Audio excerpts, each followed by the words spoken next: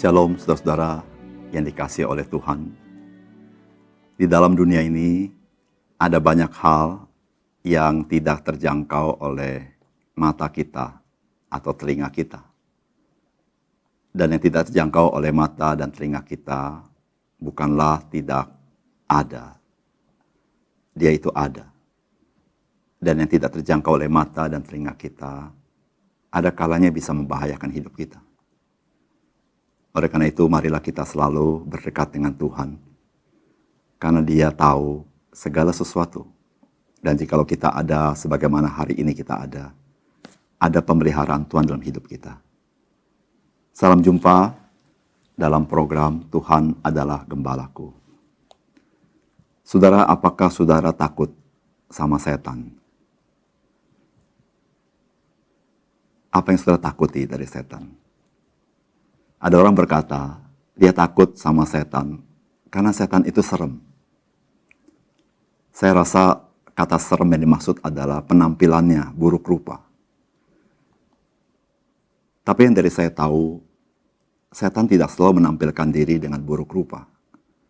Ada kalanya dia menampilkan diri dengan rupa yang baik.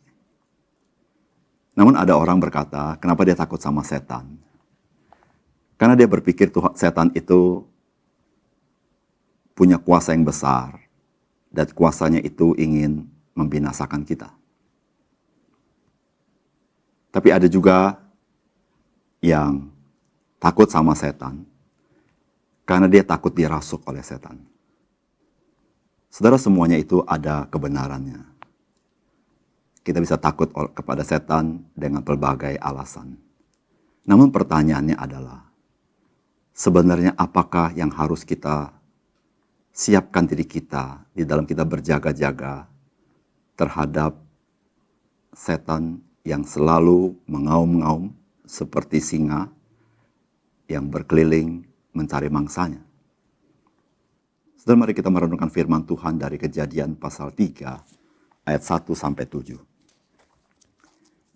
Adapun ular ialah yang paling cerdik dari segala binatang di darat yang dijadikan oleh Tuhan Allah. Ular itu berkata kepada perempuan itu, tentulah Allah berfirman, semua pohon dalam taman ini jangan kamu makan buahnya, bukan? Lalu sahut perempuan itu kepada ular itu, buah pohon-pohonan dalam taman ini boleh kami makan. Tetapi tentang buah pohon yang ada di tengah-tengah taman, Allah berfirman, jangan kamu makan ataupun raba buah itu nanti kamu mati. Tetapi ular itu berkata kepada perempuan itu, sekali-kali kamu tidak akan mati. Tetapi Allah mengetahui bahwa pada waktu kamu memakannya, matamu akan terbuka dan kamu akan menjadi seperti Allah, tahu tentang yang baik dan yang jahat. Perempuan itu melihat bahwa buah pohon itu baik untuk dimakan dan sedap kelihatannya. Lagi pula pohon itu menarik hati karena memberi pengertian. Lalu ia mengambil dari buahnya dan dimakannya. Dan diberikannya juga kepada suaminya yang bersama-sama dengan dia. Dan suaminya pun memakannya. Maka terbukalah mata mereka berdua dan mereka tahu bahwa mereka telanjang. Lalu mereka menyemat daun pohon ara dan membuat cawat. Saudara yang dikasihi oleh Tuhan, Alkitab menceritakan hari ini, ular adalah yang paling cerdik dari segala binatang yang ada. Dan ular di sini dipakai oleh setan untuk mencobai manusia. Dan tentu kata cerdik sini lebih menunjuk kepada kelicikan. Di mana dia bukan saja mempunyai akal, tetapi yang kita sebut dengan memiliki 1001 akal bulus yang hendak menjatuhkan Adam dan Hawa. Saudara, oleh sebab itu, saudara-saudara, sebagai orang percaya, kita tidak boleh menjadi orang yang lengah. Bahkan beberapa saat lengah menjadi sesuatu yang sangat berbahaya. Karena Alkitab memberitahukan bahwa iblis selalu mencari kesempatan bagaimana dia bisa menjatuhkan saudara dan saya. Saudara, Tuhan haruslah selalu menjadi pribadi yang selalu kita dekat dengannya. Selalu kita ingin kenal Dia. Bahkan kita ingin mengenal kebenarannya. Itulah yang menjadi perisai dalam hidup kita. Di mana kita di tengah dunia yang tidak netral. Kita bisa berjalan di dalam terang dan kebaikan Tuhan. Saudara, apakah pesan firman Tuhan hari ini bagi kita? Yang pertama, Alkitab memberitahukan kepada kita bahwa iblis adalah bapa dari pendusta. Dan iblis pemutar balik fakta dan pemutar balik kebenaran. Dan selalu beroposisi dan mendiskreditkan Tuhan. Saudara, dari mana kita tahu? Itulah perkataan dari si ular yang berkata, tentulah Allah berfirman, semua pohon dalam taman ini jangan kamu makan buahnya, bukan? Saudara-saudara yang kasih dalam Tuhan, apa yang ular ini katakan kepada Hawa persis terbalik dengan apa yang Tuhan katakan kepada Adam. Saudara-saudara, iblis sedang memutarbalikan fakta. Bukan hanya memutarbalikan fakta, dia sedang mendiskreditkan Tuhan. Seakan-akan Tuhan Allah adalah Tuhan yang melarang semua hal bagi manusia. Semua hal yang baik tidak boleh dilakukan. Sehingga manusia akhirnya merasa percaya kepada Tuhan. Itu berarti tidak boleh berbuat ini, tidak boleh berbuat itu. Bukankah hari ini sekian banyak orang tidak mau mengenal Tuhan? Kenapa? Karena mereka tidak mau dibatasi. Mereka merasa jikalau ikut Tuhan, ada banyak hal yang tidak boleh. Bahkan ada yang berkata, semua aja tidak boleh. Saudara, bukankah itu perkataan iblis kepada Hawa? Tentulah Tuhan berkata, semua pohon dalam taman ini, jangan kamu makan buahnya, bukan? Saudara yang kasih Tuhan, iblis adalah bapa pendusta. Oleh karena itu, saudara-saudara, satu hal di mana kita harus berjaga-jaga daripada si iblis adalah kita harus mengenal kebenaran. Tanpa kita mengenal kebenaran, kita akan masuk ke dalam perangkap dusta daripada si iblis. Yang pintar memutar balik fakta dan pintar mendiskreditkan Tuhan. Saudara, dengan apa yang kita alami dalam hidup ini, iblis bisa mendiskreditkan Tuhan.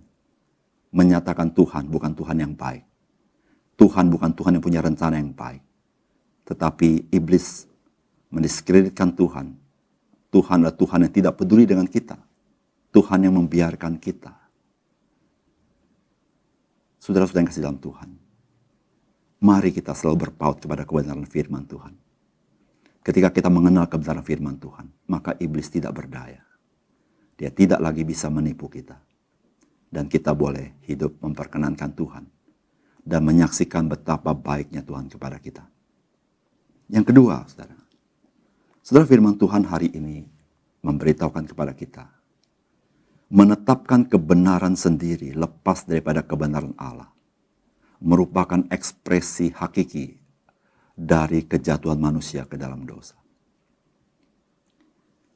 Saudara, ini dikatakan firman Tuhan. Tetapi ular itu berkata kepada perempuan itu, sekali-kali kamu tidak akan mati. Tetapi Allah mengetahui bahwa pada waktu kamu memakannya, matamu akan terbuka. Dan kamu akan menjadi seperti Allah. Tahu tentang yang baik dan yang jahat. Saudara-saudara, iblis mendorong manusia supaya manusia itu mandiri daripada Tuhan. Manusia itu lepas persekutuan dengan Tuhan. Manusia itu menjauhi Tuhan.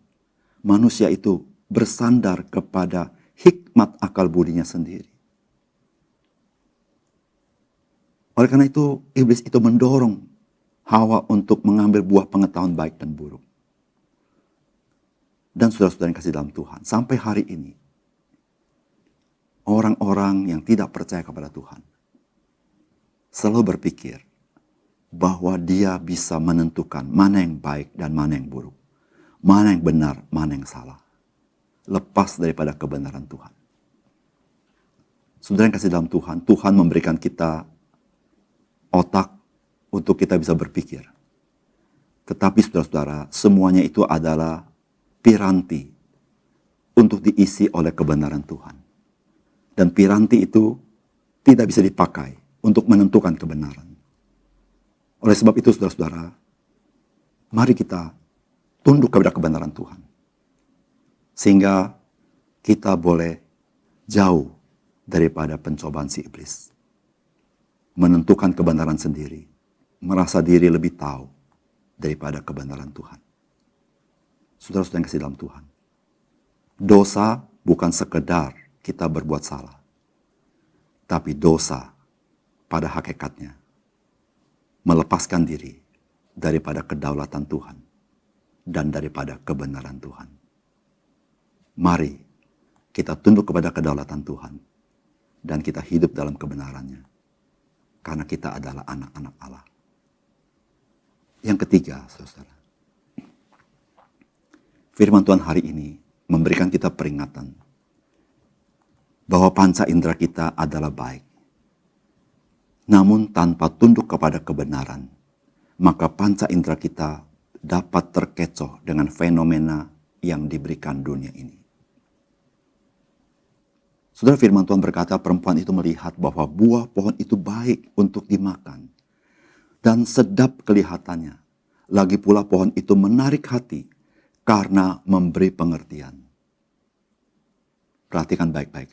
Lalu ia mengambil dari buahnya dan memakannya dan memberikannya juga kepada suaminya yang bersama-sama dengan dia, dan suaminya pun memakannya. Saudara, perhatikan, perempuan itu melihat baik-baik akan pohon itu dan dia melihat bahwa buah pohon itu baik, sedap kelihatannya, pada akhirnya menarik hatinya, dan pada puncaknya dia mengambil buah itu dan memakannya, bahkan memberikan kepada suaminya. Saudara, panca indera yang Tuhan berikan kepada kita baik. Panca indera yang Tuhan berikan supaya kita bisa melihat kebaikan Tuhan dan merasakan kebaikan Tuhan.